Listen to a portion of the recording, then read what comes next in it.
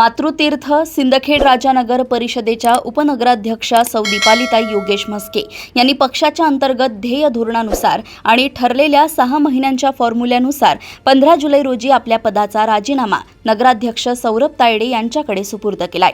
नगर परिषदेत राष्ट्रवादी काँग्रेस, शरद पवार गट आणि शिवसेना शिंदे गट यांच्या युतीमधून शिवसेनातर्फे त्यांची उपनगराध्यक्षपदी निवड झाली होती।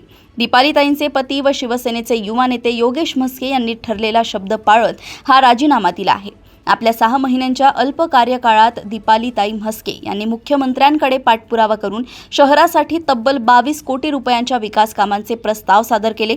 यामध्ये नगर परिषदेच्या नवीन इमारतीसाठी 10 कोटी आणि बौद्धवाडा परिसरातील सुसज्ज अभ्यासिकेसाठी 2 कोटींच्या निधीचा समावेश आहे। राजीनामा दिला असला तरी मातृतीर्थ नगरीच्या विकासासाठी कटिबद्ध राहण्याची ग्वाही त्यांनी दिली आहे।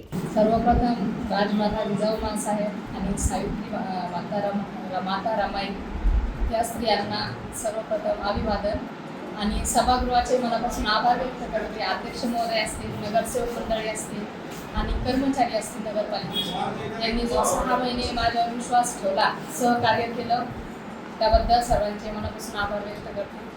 थँक्यू। सिंदखेड राजा येथून गजानन मेहत्रे यांची रिपोर्ट।